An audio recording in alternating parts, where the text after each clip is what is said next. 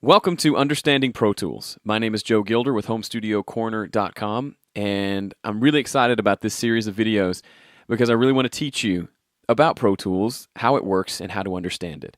Now, I should start off by saying Pro Tools is not a difficult software to learn. It's not terribly in-depth, and it's not something that you can't master and get really good at. In my opinion, compared to the other major DAW platforms out there, Pro Tools, in my opinion, is the easiest to use and the most user-friendly for the way that I like to work. That's certainly debatable, and there are people who work better in other DAWs, so that's certainly fine. My purpose here today is to hopefully open up your mind to what Pro Tools can do, because while it is very simple in the sense of it's got a pretty simple layout, there's not a lot going on to distract you and confuse you, it's very powerful as well. So the same person who maybe is just recording a single guitar and a vocal can get a lot out of Pro Tools and not be overwhelmed by complexity, and then turn around and the next person can be doing a full-on 24-track, really in-depth mix, and all using the same Pro Tools LE system. Now, everything I'm going to show you, I'm using Pro Tools LE here. It applies to Pro Tools Empowered and also Pro Tools HD. HD is obviously going to have some additional features that won't be covered. But I imagine the majority of the people who are going to be watching this video are using Pro Tools LE or Empowered. Now, I want to set the appropriate expectations for these videos. My goal here is to teach you how to use Pro Tools. The goal of this video series isn't to help you make better music per se. It's kind of like I'm showing you how to use the paintbrush, how to set up the canvas as an artist. But I can't, or I'm not, it's beyond the scope of a single series of videos to make your music better, if that makes sense.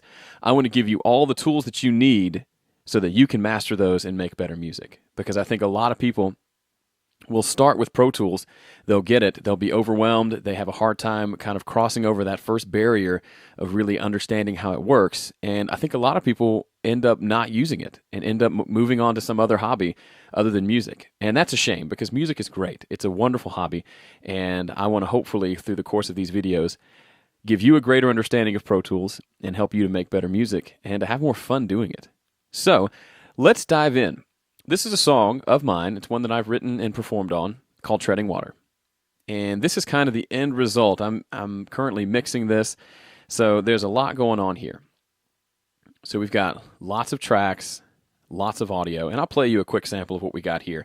This has all been done from my home studio, and nothing's done in a major studio, and I've done all the sounds we have here are just from me in my home studio. Need some white water, something unpredictable, dangerous and fast. Well, I'd settle for waterfall, but I just don't know how much longer I can last. Feels like I've been treading water for too long. Okay, so that just gives you an idea. If you're new to Pro Tools, maybe this is your goal, is to have these big mixes with a lot of stuff going on. Maybe not. Maybe you want to keep it simple. Either way, I'm going to help you do that. Now, we've got Pro Tools here, and just give you a basic overview. We're going to dive into each of these sections more in depth in individual videos. But just as an overview, Pro Tools is one of the big things I like about how simple Pro Tools is it's only two windows. You've got the edit window, which we're looking at here. This allows you to see all of your recorded audio, or regions as they're called. And then you've got the mix window, which just looks like a mixer, which you're all probably pretty used to seeing in whatever software you've been using. So mix and edit window, and all you do is just use a shortcut here, hold down Command and the equals key to switch back between them. And you will spend 99% of your time in one of these two windows. I actually spend most of my time in the edit window, and we'll probably talk about that later on. But that's it. There are certainly other windows to keep in mind. There's the transport window. And don't worry about these shortcuts just yet. I'll get to that as we go through each section. But there's the transport window, which lets you happened. hit play and stop and all of that fun stuff. And there's also a MIDI editor window that you'll use every once in a while to edit out your MIDI parts. For example, this is the organ, and all the notes are here.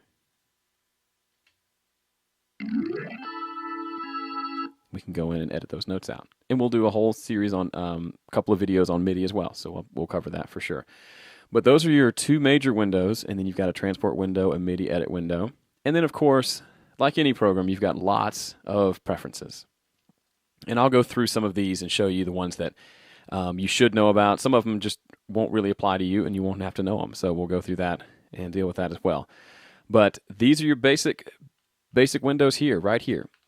And that's what I love about Pro Tools.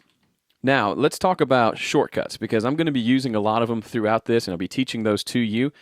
And you'll be able to see what I'm using on the screen. For example, when I hold down one of the keys here, you can see something pops up on the screen that shows you what I'm holding down. And for you Mac users, this will be a little more convenient for you.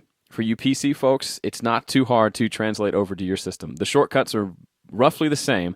You just have to keep in mind how they translate. So on a Mac, the main key that I'll use most of the time is the Command key, or it used to be called the Apple key. So whenever you see this symbol on the screen, I'm holding down the Command key. So for example, the shortcut to switch between the mix and edit window is Command plus the equals button, which is next to the backspace key. So that's what you'll see on the screen. You'll see that pop up all the time. Zoom in and out is the brackets, and we'll get to that at some point. Other keys to keep in mind on the Mac is the Option key, and that's the symbol looks like that. Now back up to the Command key. The Command key here on a Mac, that's Command. If you're on a PC, almost probably 90% of the time, if I'm doing a shortcut with the Command key, that corresponds to the Control key on your PC. So for example, Command equals switches between the mix and edit window. Control equals on the PC switches between the mix and edit windows. So anytime you see Command, just use Control, and you'll probably be just fine. On the Mac, there's also the Option key, like I mentioned. This is what that symbol looks like. The Option key most of the time corresponds to the Alt key on a Mac. I'm sorry, on a PC. So if you see me talking about using the Option key or simply holding down the key and this symbol pops up, that corresponds to the Alt key for you PC users. So Command, Option. I'll use Shift a good bit of the time, and as you can see, if you hold down the Shift key, it's just an up arrow. So whenever you see Shift, that's the same for both Mac and PC. Now the only thing that's on a Mac that's not on a PC, and I use it just occasionally, is Mac has its own Control key, and that's what it looks like when I use that. Now there's not really a corresponding button on the PC, but none of my shortcuts are terribly dependent on the Control key. There's a few, for example, when I zoom in and out on a bunch of tracks, I think I might use the Control key at some point. I'm actually not sure. But there is a shortcut PDF that's included with Pro Tools. If you come up here to Help, and the first option here is Keyboard Shortcuts. So if you click on that, it'll pull up a PDF that'll show you all the shortcuts, both Mac and PC. So if you lose me or you see me do a key shortcut and you've forgotten maybe what it was, that'll show you. So hopefully this won't be too Mac-centric. You PC guys are going to be just fine. Just keep in mind, Command on the Mac is Control on the PC. Option on the Mac is Alt on the PC. And then I've got a Control key that you'll have to maybe look up from time to time, but it's not going to be a big issue. And then here's Shift. One thing I know that I do a lot that you'll probably need to take notice of is on the Mac, if I hold down Shift and use my scroll wheel on my mouse, it goes left and right. So there's up and down, and then hold down Shift, left and right. So if you see Shift pop up a lot, that's what I'm using it for. So I know there'll probably be a question about that at some point. Okay, so we've talked about shortcuts. Hopefully you've got that figured out, what the keys are and how that translates to you if you're on a PC. Now what I want to do, I'm going to close this session out, and we're going to talk about creating a session from scratch. So let's get rid of that here. It's going to close out this session.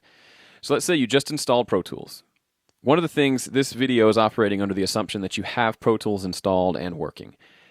If not, certainly get in touch with DigiDesign Tech Support, or if the dealer that you purchased it from offers tech support, get with them and make sure you're up and running. I'm not going to go through installation because honestly, I think people who are going to watch this video will have already installed Pro Tools and want to learn it better. Okay, so here we are, and we've clicked on Pro Tools and opened it. And we've got nothing, right? It's just Pro Tools. Well, we need to create a session. So we come up to File, New Session, and we can click there. As you can see, the shortcut is Command N, and we'll do that. Whoops, I was in Finder, not in Pro Tools. That doesn't help. All right, Command N. Now, what do we have here? Usually, when you first open Pro Tools, it's going to open to one of these two settings, either just a blank session or create session from template. And sometimes it'll have an option to open your recent sessions as well. Well, we're going to get to templates in a minute. Basically, you can set up basic formats that you want your session to be in. Maybe you want certain tracks to be there all the time whenever you create a new session, and you can set those up. I've got a few here that I've created. Otherwise, if you're starting from scratch, which sometimes I like to do that as well, then you'll use Create Blank Session. All right, now what I want to talk about are these parameters here. There's not a lot here going on, and usually these are going to stay the same every time. As far as audio file type, on both Mac and PC, you'll have the option for WAV or AIFF, I believe. SD2 is a Mac-only format. There's really no reason to do anything but WAVs. Unless you have somebody who specifically needs a certain format other than WAV, I would use WAV 100% of the time. Sample rate, this depends on what interface you have. I'm using a DigiDesign 003, which can go up to 96K, and so it gives me the options of 44.1, 48, 88.2, and 96K. I do everything at 44.1. There's a lot of debate out there, and I'll give you my brief rundown on that. Sample rate is important because it's basically how often the audio gets sampled per second. So 44.1 means 44,100 samples are captured in a second. Some people think you get more. Well, the theory is the higher the sample rate, the wider the frequency range of the audio that gets recorded. But what they don't realize is every piece of recording device that's out today, any interface or converter, is using what's called oversampling. So while I've set this to 44.1, my 003 is actually sampling the audio up in the megahertz range. So any potential benefits of sampling at a super high sample rate have already been captured. And then it just downsamples it back to 44.1 for the session for when it gets recorded into Pro Tools. So that's why I use it. I've not heard a difference if I go to 96K as opposed to 44.1, and it's a lot more taxing on your system. If you think about it, 44,100 versus 96,000, that's a little over double the couple things. It's double the amount of memory that your sessions will take up, so your hard drive will fill up twice as fast, and it takes double the amount of processing just to play back the audio. So there are certainly reasons to use 48K, 96K. I'm not saying people who use that are wrong, not at all. Just for me personally, I don't like to buy hard drives a whole lot. I've got a few over here, and I also like to give my computer as much of a boost as I can, so I go at a lower sample rate. And the audio quality, I've been very happy with. You just heard that mix that was all done at 44.1, so I don't have any problems there. Over here is bit depth. This is a little more important. Bit depth, 16-bit is what all your CDs are. If you get a CD and you actually imported that audio off that CD, it would be at 44.1 kilohertz sample rate and 16-bit audio. However, when you're recording, you need to record at 24-bit.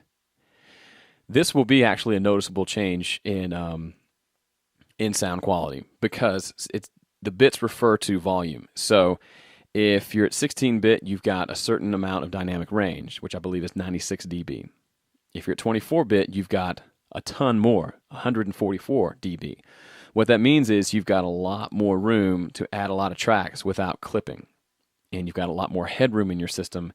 And so your quiet tracks and your louder tracks can all blend in well together, and you don't have a lot of noise.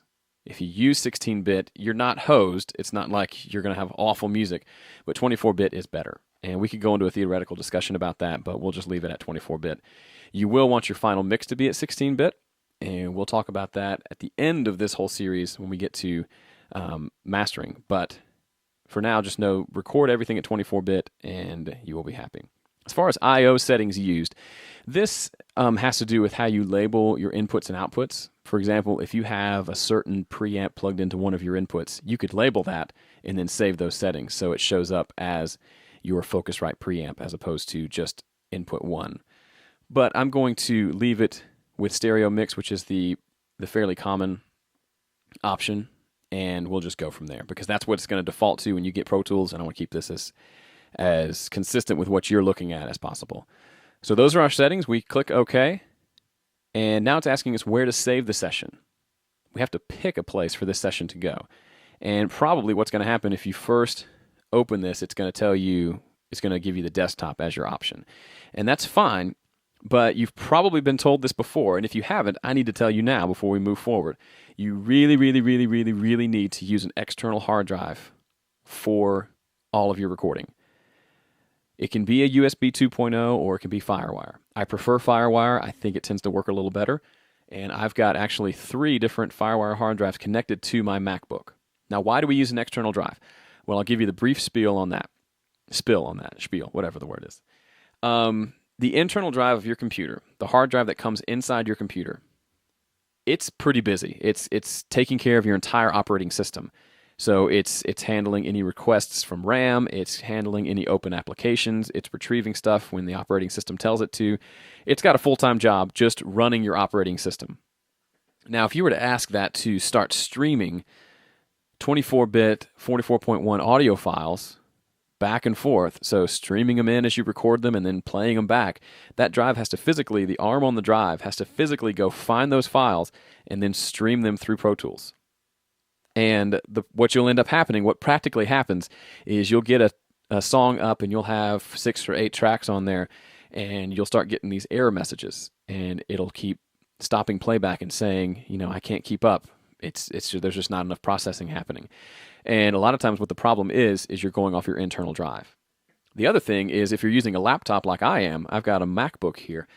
The internal drive on the MacBook is actually slower than my external drives. It's at 5,400 RPM, whereas for your external drives, you need it to be 7,200 RPM. And as far as what drives to use, you can use anything really, but I do like Glyph drives. That's what my main drive is here. And Glyph, the whole point with Glyph is they were made for Pro Tools for recording. They're pretty quiet drives, and the chipset on them just works. It shows up on your Mac or your PC, and Pro Tools recognizes it, and it works fine. You can use other drives. It's kind of touch and go. Some of them work well, some of them don't. This MyBook works fairly well. This old LaCie is kind of sketchy. Sometimes it comes on, sometimes it doesn't. So the Glyph is kind of my go-to. But the biggest thing is just make sure you're using something, and make sure it's 7,200 RPM. Because this is the place where all your audio is going to. When you record a vocal, that vocal is actually going to be on that drive. And when you hit play, it's going to be playing back from that drive. And your performance is going to be a lot better than with the internal drive. Okay, enough of that soapbox. We need to pick a place to save this. We don't want it on the desktop. We want to go to our drive. So navigate over to whatever drive you want to choose. And if you want a folder within that drive, pick that. We're just going to call this, since this is the video, Understanding Pro Tools. So that's going to be the name of the session. And as soon as we hit save, it's going to create a session for us. So it's going to be in this Glyph 80 gigabyte hard drive. And I know 80 gigabytes, who uses that anymore, but it still works. I've had it for several years, and it still works. So pretty happy with that. Okay, so now we have a session. This is the same 2 windows you saw earlier. This is the edit window. This is the mix window. There just aren't any tracks. And that's a part of my selling point for Pro Tools. There's nothing here. It's a blank slate. It lets you add what you want and go from there. So we've got a session created. We've got our settings figured out. Let me talk about what's going on here. In the next few videos, we'll get into the details of these windows and how to create tracks and everything. But real quickly, since we talked about hard drives, I want to talk about specifically how the file management works in Pro Tools. So we created that file. Where is it? Well, let's close this session out real quickly and come over to our drive. And this is the session we just created. Whenever you do a song in Pro Tools, it's called a session. And so what that session is, there's a session file and a session folder. When you name it, it creates a folder with the name of the song. So this, quote, song is called Understanding Pro Tools. So here is our session folder. Now if we double click on that and go inside, you'll see that's the session file. This is the actual Pro Tools file that you open.